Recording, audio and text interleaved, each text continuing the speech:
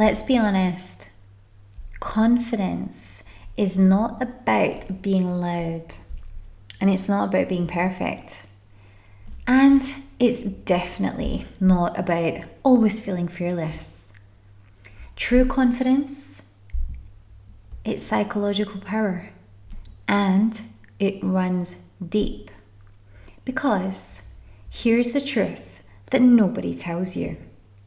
Most people, most women especially, they walk around hoping to be validated. They overshare, they apologize, they seek permission just to exist. But confident women, they're different. They understand the psychology of how humans respond to power, and they use it. So beautiful. Let's get into this episode.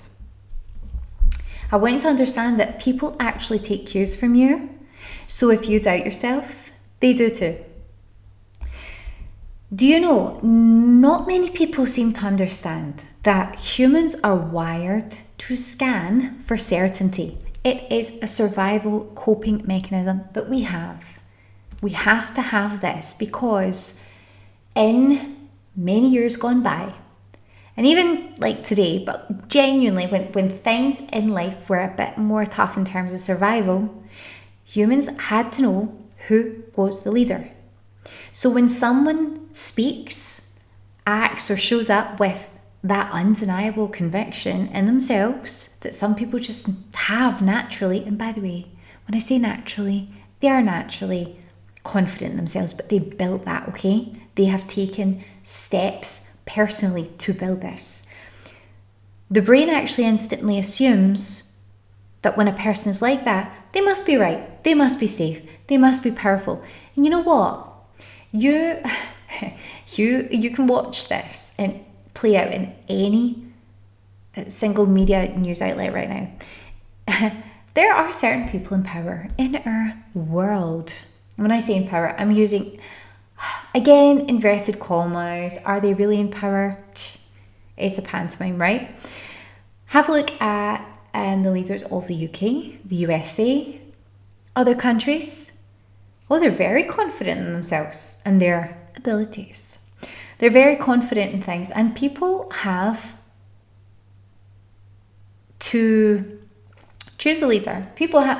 I say choose a leader. I'm not going to get political here, but people have to feel like they have a leader. Okay, I have real strong opinions on politics and how it all works and whether or not it is actually what we think it is. If you're interested to know more, you can let me know in the comments. This is not going to be the episode for that, and I think it would blow your mind, to be quite honest, if I told you what I really thought about politics, democracy, and some people I know wouldn't be too happy about it either. But anyway, I'm not going down that rabbit hole. But essentially, there are people running our world today that are full of it. They are absolutely full of confidence, bravado, self-belief.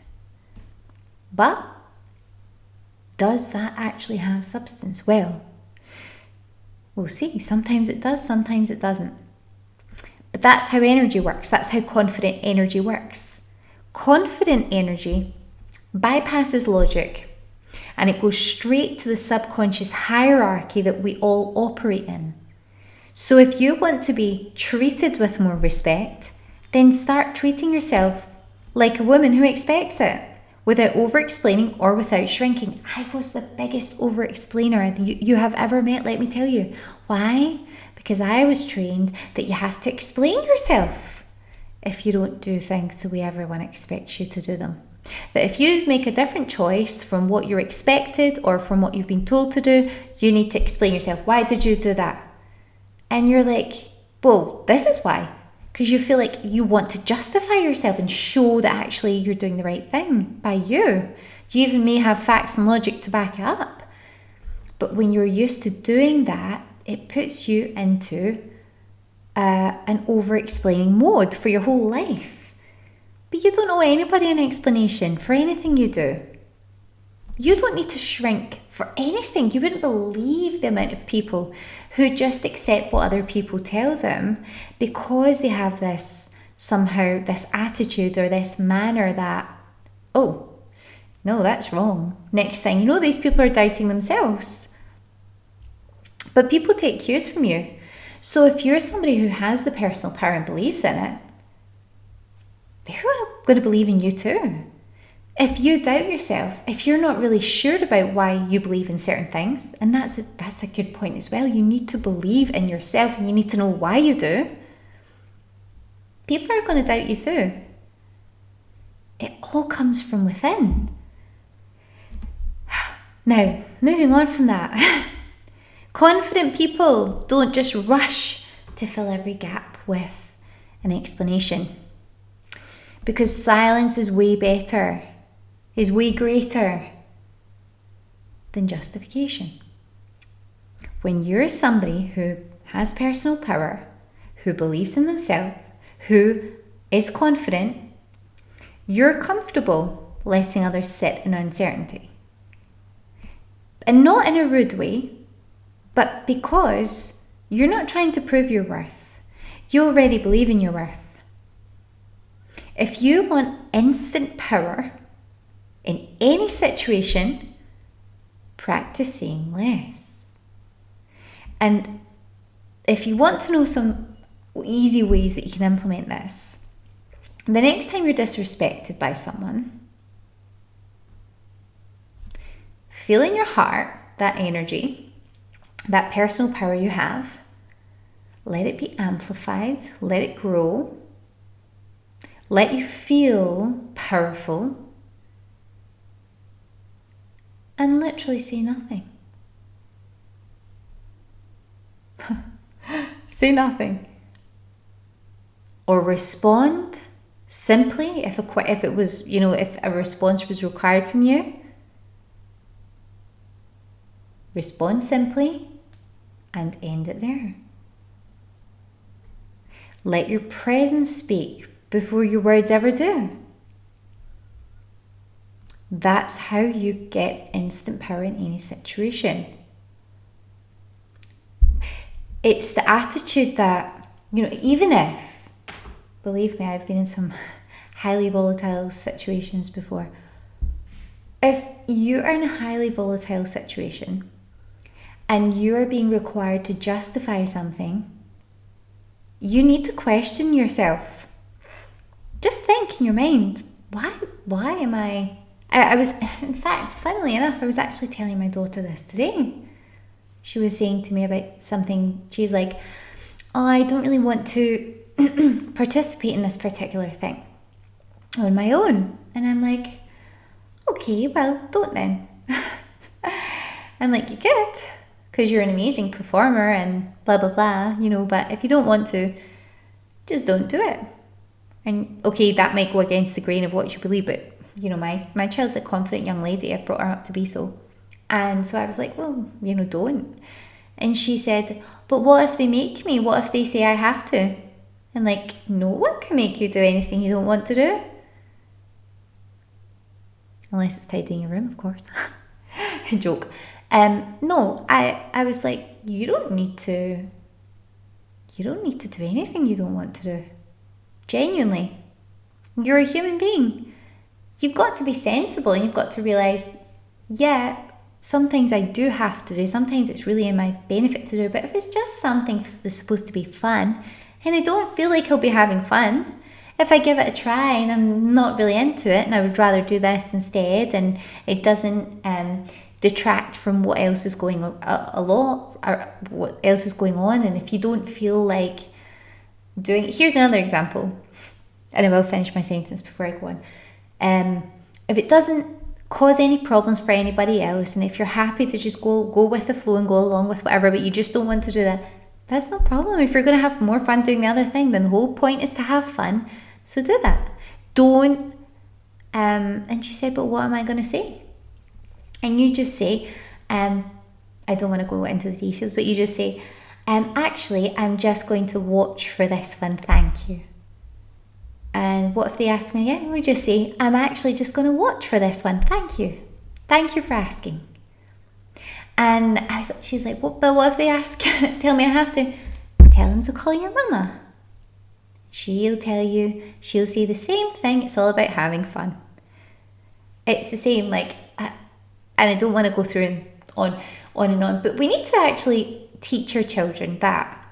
And this is controversial. There could be someone in the comments named Karen that might say, you should be teaching your children that your child that she should be going along with everyone else, she shouldn't inconvenience others, she shouldn't do that.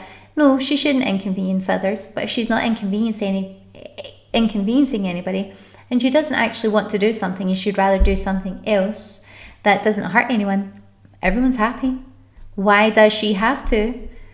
You see, like, there's really different opinions on this, but that's fine. So you don't need to justify anything to anyone, but we are training our next generation. They have to explain themselves if they don't want to do something. I mean, do you really blame them?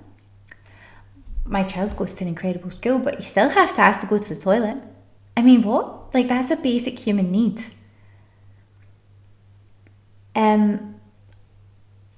I don't want to go off on a tangent here, but that's the way it is. You have to put your hand up to go to the toilet. If you're hungry, you have to wait. You have to wait for this and go for lunchtime and all this. And yeah, it's good to have structure and routine. Absolutely it is. And I really believe in that. But we are essentially training our next generation that they are an autonomous person, but actually they have to do what they are told. So it goes without saying, people are having from a very young age to explain themselves, and they feel like they need to explain to everybody else. The truth is, you're a powerful person. Some things that you might want to do in life are going to inconvenience some people or make them feel awkward or less than happy about something. But it's really not up to you to to soothe everyone else around about you. It's your life, and you've got to understand that if you're going to be serving everybody else for your whole life and always putting yourself last, you're never going to get anywhere. And what you're actually going to do is you're going to train your next generation and your family to do exactly the same thing. So essentially, you're going to have a whole, just think about it, if this happened generation after generation, you're going to have a whole gene pool of people who basically go along with what everyone else wants and don't actually ever get to define or discover their personal purpose and live it and make the difference that they were born to make in life. Because you're not following your intuition then. So always silence over justification. You need to actually just have the mindset, and this is hard if you've been trained otherwise, but you just have to have the mindset, I'm not arguing on this. It doesn't interest me. It's not in my interest at all to invest my valuable energy arguing with somebody who, a lot of the time, people that want to argue rather than have a conversation, they don't respond to logic anyway, because the argument is never actually about solving the problem or coming to a solution. It's actually about trying to create drama. Have you ever noticed that? Let me know in the comments. Have you ever noticed that when you have a confrontation, have you not realized that you're never going to come to a consensus? Never. Because the people that are in the mindset of argument versus conversation, they don't want the happy ending, the logical thing. They're looking for the drama. They want to paint you in some sort of narrative that serves them. So with that, don't give away your power. Just believe it. I don't want to take part in this conversation, and I don't need to either. Okay, finally, point 3. If you control your energy, you control the room. And when I say control, I'm not talking about being a control freak, but I mean self-control. This is something that women can find tremendously challenging because we're very intuitive and we're very spirited. But dark feminine confidence, it's not loud. Let me tell you something, the loudest people that I know, the loudest people that you probably see, you don't see what goes on in their lives in the background. You don't see their insecurities. And quite often the loudest people in the room can be the most insecure in other ways, believe it or not. Because dark feminine confidence isn't loud. It's controlled. It's precise. And it's calm. And that calm presence it really makes people lean in. It makes people like look at you with awe because it signals authority, power, and depth. It signals that you're actually a master of going with the flow. You're a master of overcoming challenges. And you're not fazed by anything that's going to happen in your life. Because the world reacts to how you carry yourself. So if you want to attract better clients, better partners, better friends, better respect, then all you need to do is shift how you show up first. And that's not with force, that's with embodiment. Okay? That's the balance that we need to find here. You don't need to be more liked. You need to be more certain in yourself. Because the world doesn't respond to your qualifications. It responds to your energy. So, if you are done overthinking, shrinking, waiting to be ready, and you want to walk into rooms, meetings, relationships, or interviews like the woman who gets chosen, then you're ready. You're ready for the spark activation. Now, you'll find all the details in the description box below, but the spark activation is your private, powerful, deep dive into the one shift you need to make right now to go from overthinking to undeniably magnetic. People will treat you how you treat yourself. So let's make sure that your presence speaks before you do. And you're not going to believe how simple that can be. So I'm going to end this video by asking you to like the video, leave me a comment with your thoughts, and make sure you're subscribed because my next video is going to be absolutely mind-blowing. Now, I'm going to get into some dark psychology in the next episode. I'm going to be discussing projection and intimidation because these are very, very real dynamics in situations where you are a very high value woman and you need to know how to respond to this. You need to know how to manage these certain dynamics, because if you're experiencing people feeling threatened by you, you may not even know this is happening around about you, but if you're experiencing that, it means that you're a very powerful person who the universe is giving you some trials and tests and opportunities to prove that you're ready to level up and move into the next level. And until you do that, you'll stay where you are because you will simply not be ready for everything that's coming at you. But you're going to become an insanely powerful person when you listen to the episode. It's going to mean the world to you if you are looking to do big things, especially in your social life or in your career. It's going to be massive for you. So make sure that you're subscribed and you're ready for that one. But until then, make sure that you've liked, make sure you've left your comment, and I will see you in the next episode. They're talking about you because they're threatened. I'm going into the dark psychology of an intimidation and projection, and I'll see you there, or in spark activation. So have an amazing day, and I'll see you there.